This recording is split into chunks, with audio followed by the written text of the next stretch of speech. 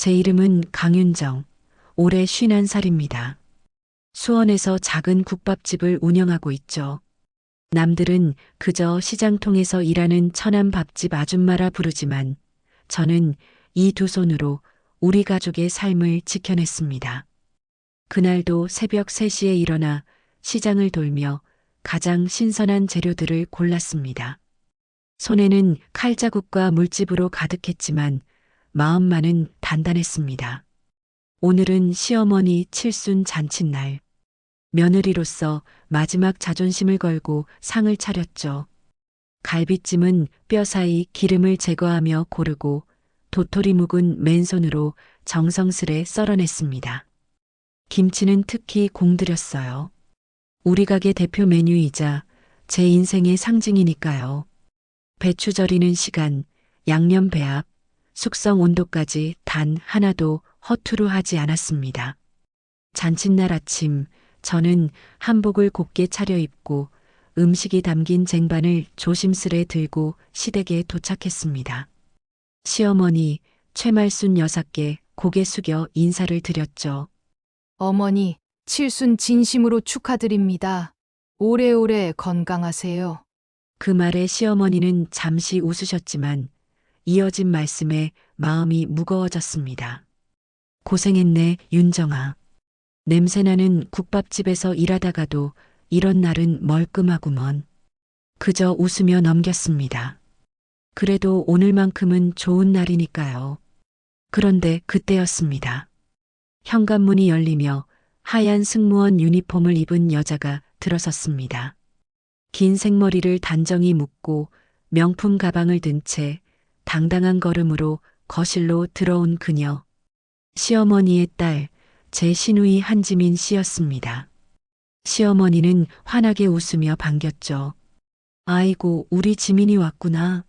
멀리 비행 다녀와서 피곤할 텐데 그래도 엄마 생일이라고 와줬네. 지민 씨는 볼에 뽀뽀를 하며 인사를 나누고 곧바로 상위의 음식을 훑기 시작했습니다. 그리고는 곧 인상을 찌푸렸습니다. 이거 다 새언니가 만든 거예요? 저는 조용히 고개를 끄덕이며 말했죠. 네, 어머님 좋아하시는 음식들로 정성껏 준비했어요. 그 말이 끝나기도 전에 지민 씨는 비웃듯 웃으며 말했습니다. 갈비 너무 질긴데요? 이게 무슨 요리예요?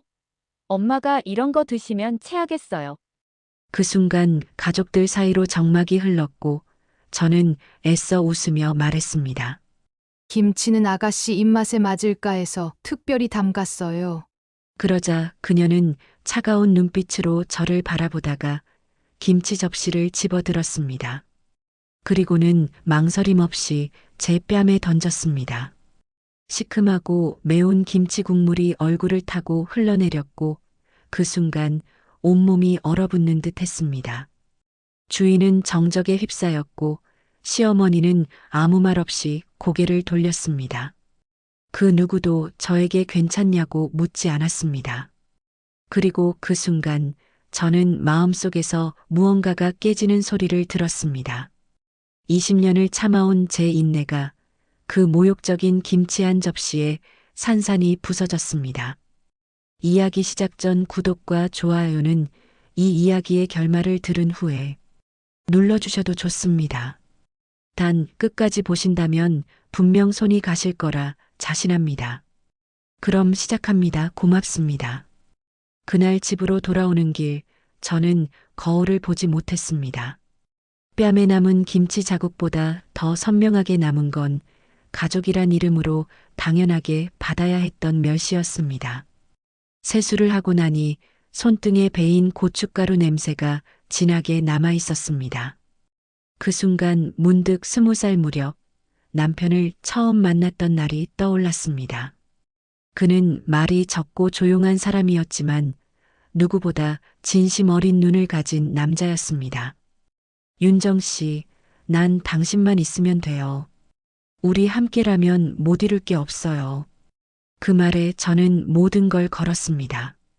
경영학과 수석 졸업, 대기업 최종 합격까지 내려놓고 그를 따라 시댁으로 들어갔습니다.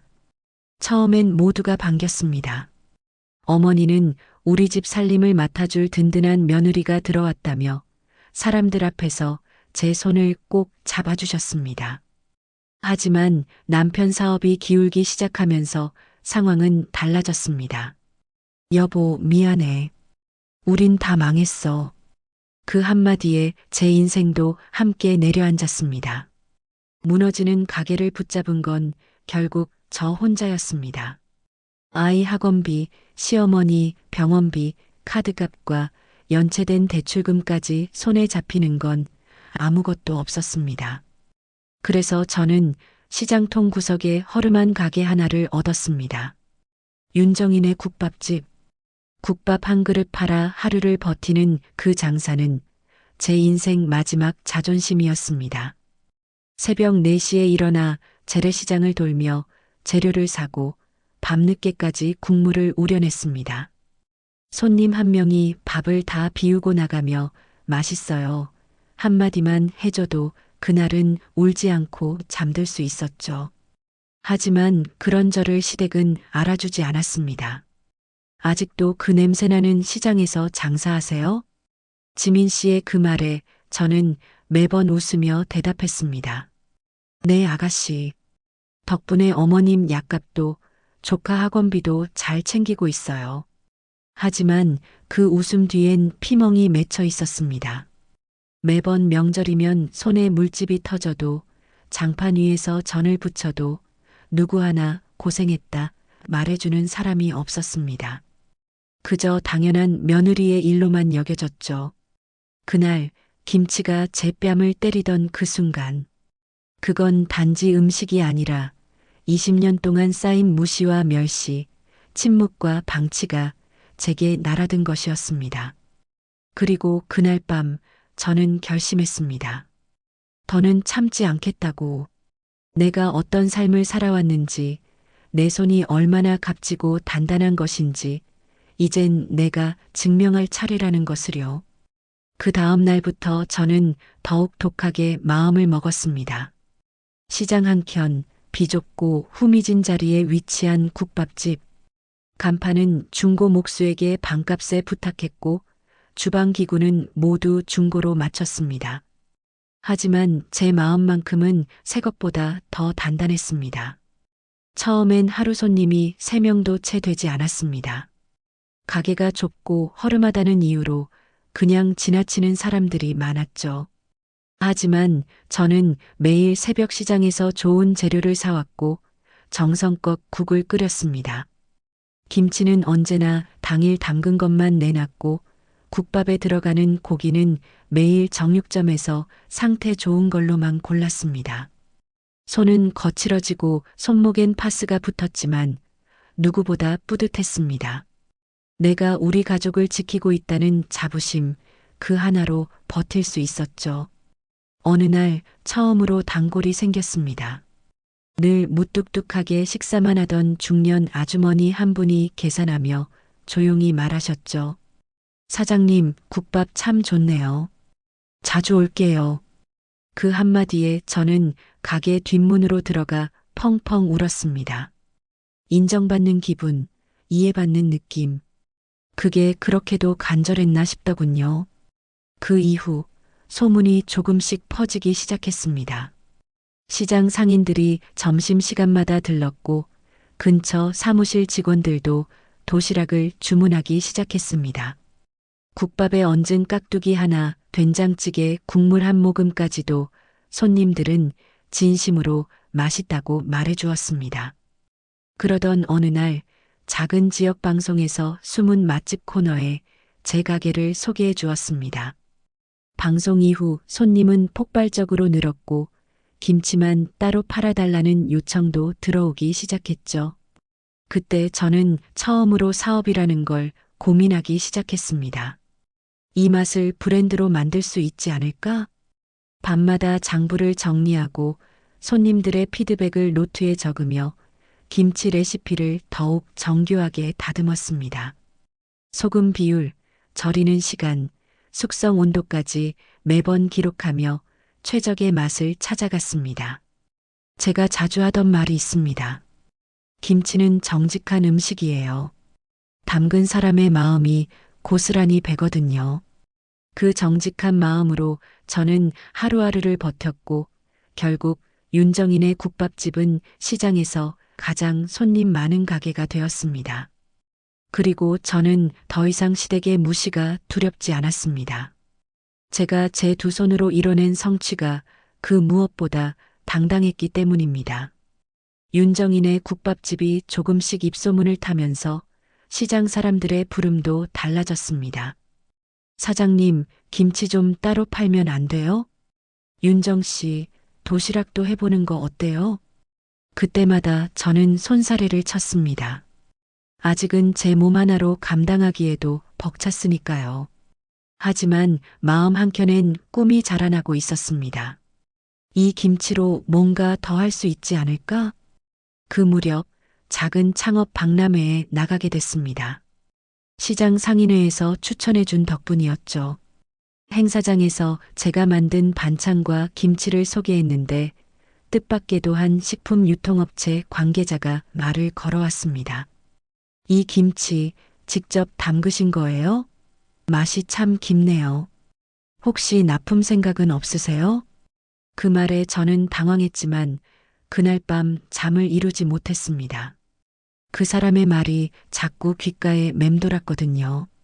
김치 하나로 우리 가족이 살 수 있을까?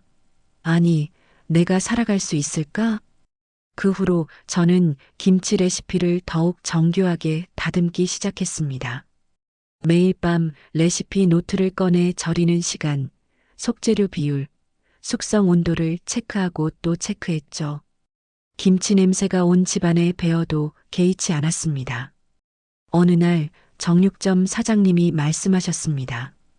윤정 씨, 이젠 그냥 밥집 사장이 아니네. 진짜 장사꾼 다 됐어. 그 말에 저는 웃으며 대답했죠. 장사꾼이면 어때요? 그 손으로 제 가족을 살리고 있잖아요. 그 무렵 시댁에서는 여전히 저를 무시했습니다. 명절날이면 지민 씨는 늘 말했습니다.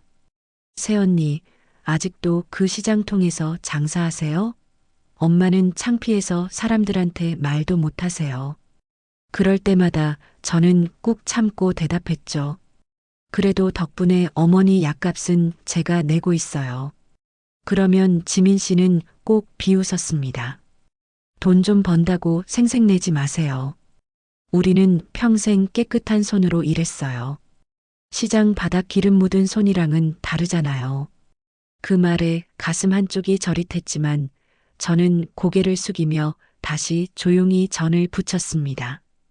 그렇게 몇 해가 지났고 제 김치는 이제 시장에서 유명한 반찬이 되었습니다. 김치만 따로 사가는 손님도 생겼고 블로그에도 소개되기 시작했죠. 김치 냄새 나는 제 손을 더럽다고 하던 그들의 말이 귓가에 맴돌았지만 저는 그 손으로 매출을 쌓아갔습니다.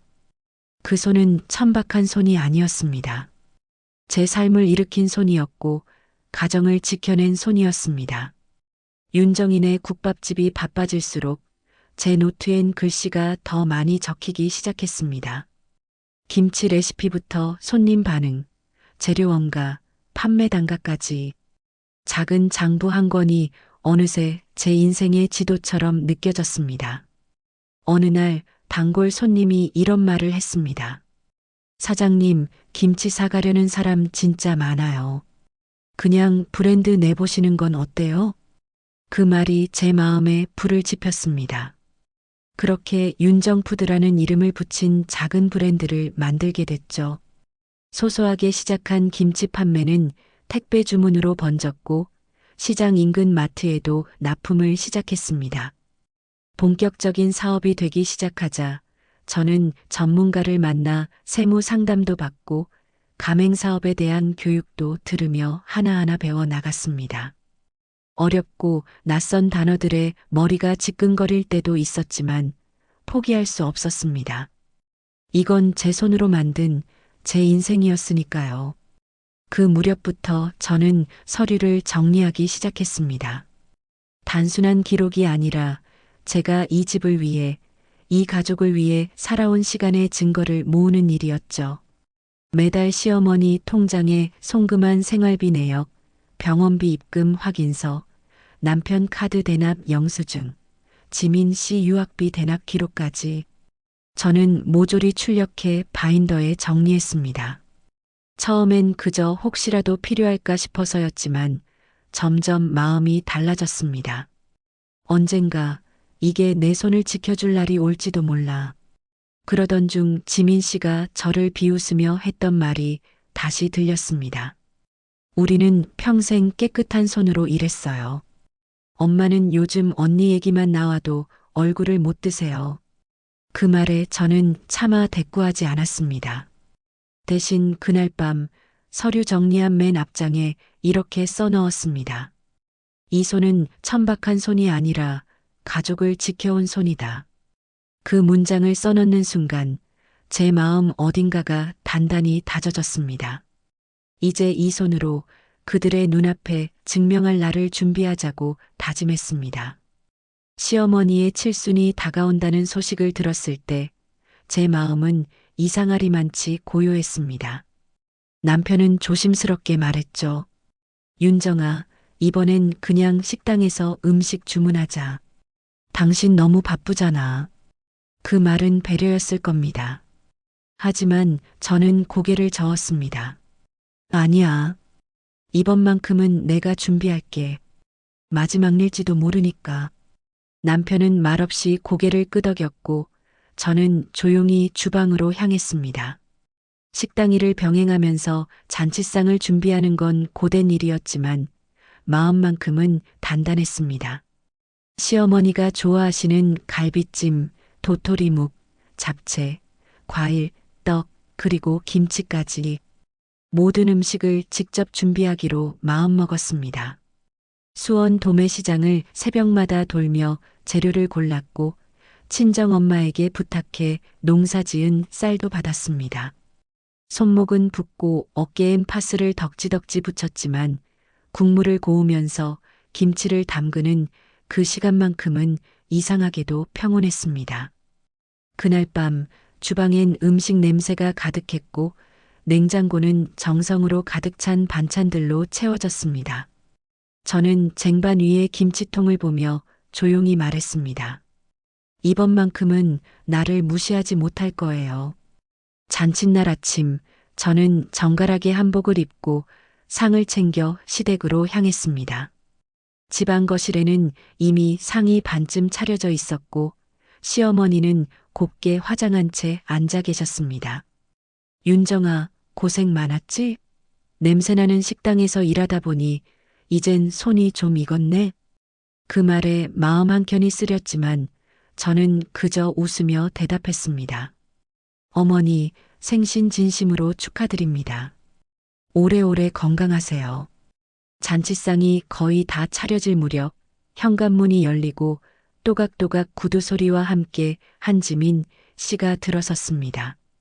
승무원 제복 차림의 그녀는 명품 가방과 고급 포장 상자를 들고 당당하게 거실로 들어왔습니다. 엄마, 출장 늦게 끝나서 겨우 왔어요.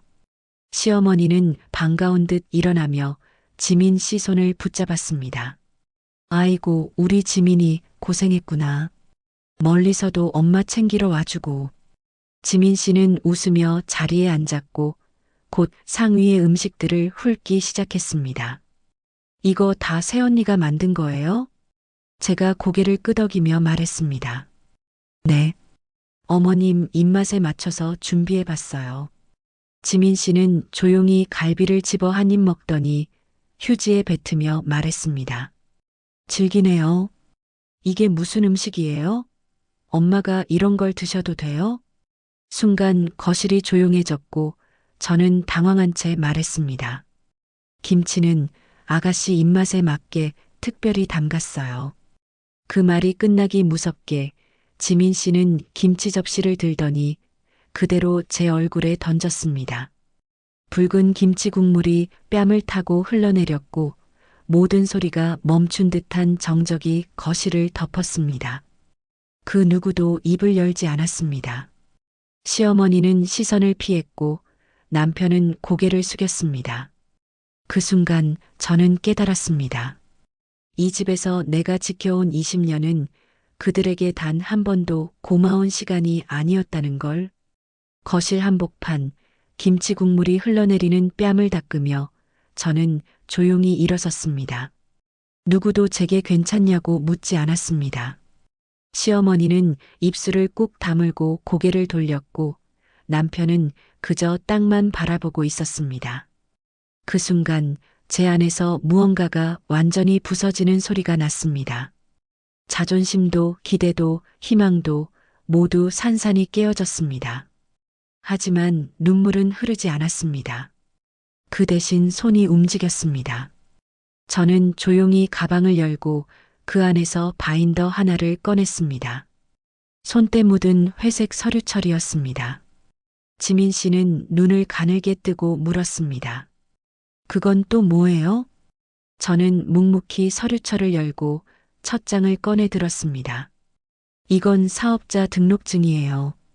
윤정푸드 대표 강윤정. 전국에 가맹점이 27개 있습니다. 지민 씨의 얼굴에서 웃음기가 사라졌습니다. 시어머니는 순간 눈이 커졌고 남편은 자리에서 고개를 들었습니다. 이건 최근 3년간 세무서 발행 매출 증명서입니다. 그리고 이건 가맹 계약서 사본, 납세 실적 증명서. 하나씩 꺼내며 차분하게 설명하는 제 손은 떨리지 않았습니다. 어머니, 매달 어머니 통장에 입금되던 생활비, 병원비, 보험료 모두 제 통장에서 나간 내역이에요. 여기 보세요. 저는 자동이체 내역서를 꺼내 시어머니 앞에 펼쳤습니다. 지민 씨 유학 자금 기억하시죠? 어머니 통장에서 지민 씨에게 이체된 금액, 그 출처도 제 계좌입니다. 지민 씨는 얼굴이 새하얘졌습니다. 그건 내가 벌어서 엄마가 준 줄 알았어요. 시어머니는 떨리는 목소리로 말했습니다. 그게 다 내가 보낸 돈이었다고? 저는 대답 대신 또 한 장을 꺼냈습니다. 이건 시어머니 명의 통장에서 지민 씨에게 매달 이체된 기록입니다.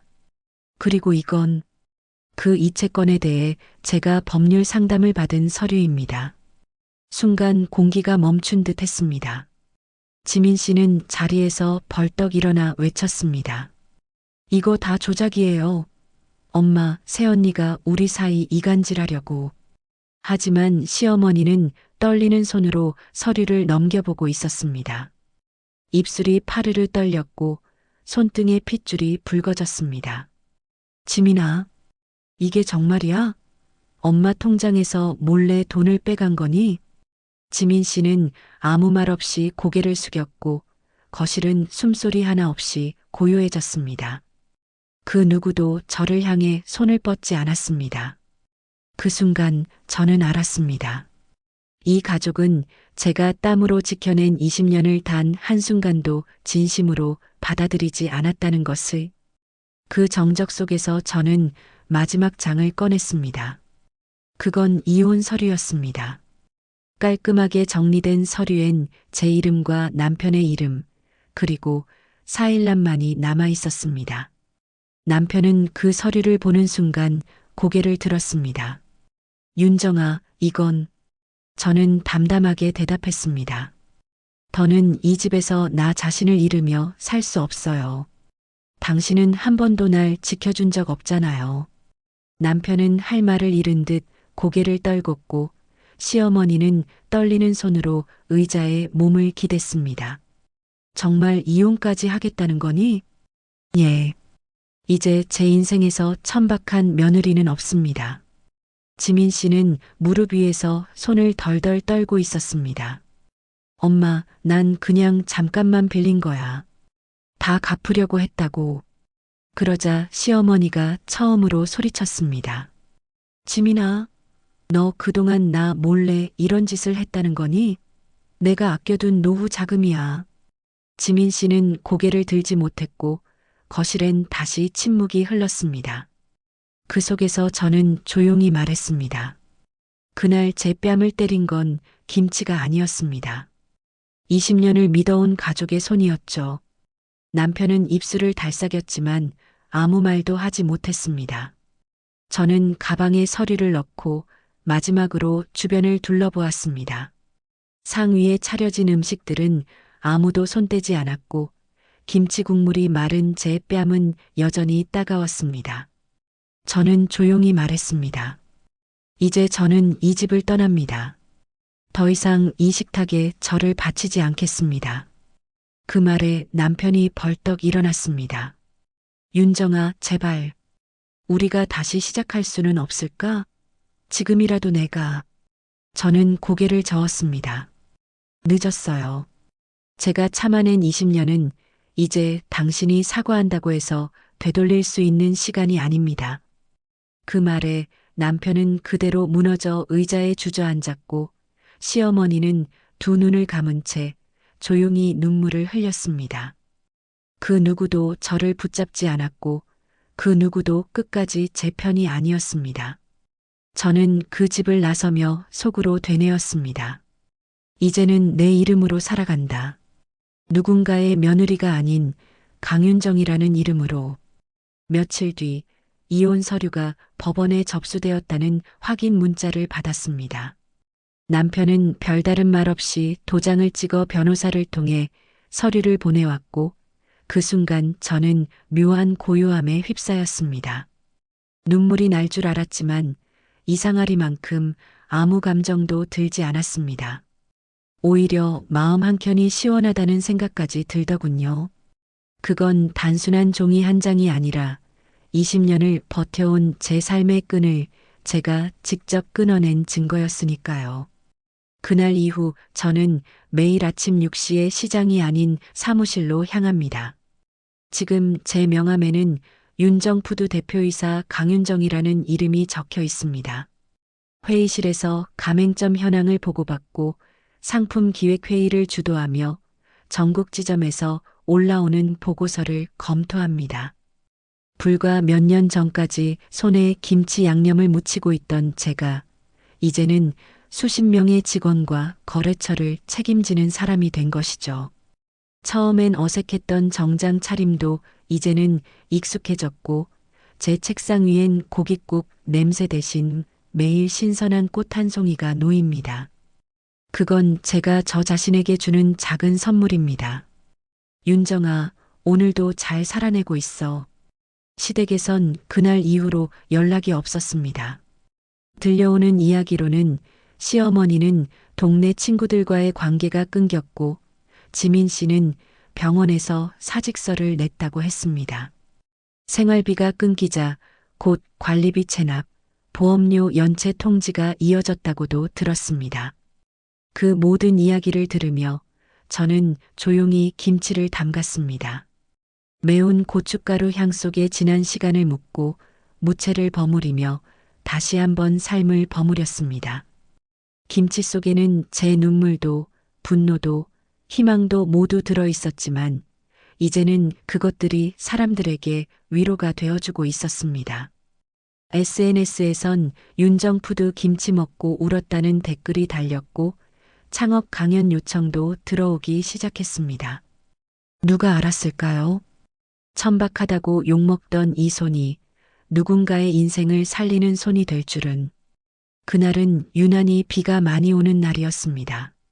사무실로 출근해 회의를 마친 뒤 책상 위에 쌓인 서류를 정리하고 있는데 비서가 조심스럽게 다가왔습니다. 대표님, 택배가 하나 도착했는데요. 발신인은 따로 없고 손글씨로 이름만 적혀 있습니다. 그녀가 내민 상자 위에는 조심스레 써내려간 글씨가 있었습니다. 윤정아, 엄마가.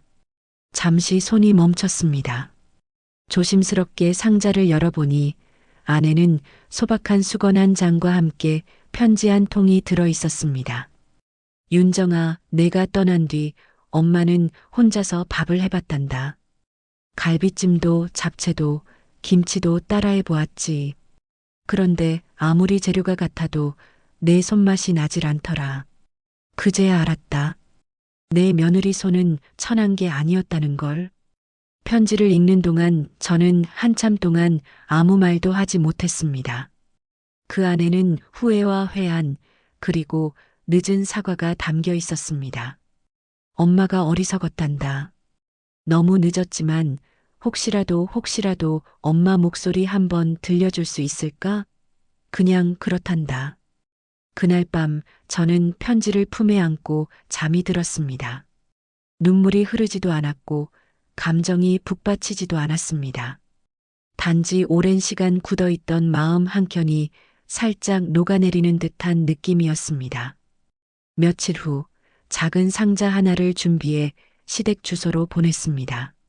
안에는 제가 직접 담근 김치 한 통과 따뜻한 쪽지 하나가 들어 있었습니다. 김치는 금방 익으니 냉장고에 넣지 말고 드세요. 건강하십시오. 그 말 외에는 아무것도 쓰지 않았습니다. 연락을 기대하지도 않았고 다시 예전처럼 돌아가기를 바라는 것도 아니었습니다. 그저 사람으로서의 마지막 도리, 그것이면 충분했습니다. 그제야 비로소 지난 20년이 완전히 흘러간 것 같은 기분이 들었습니다.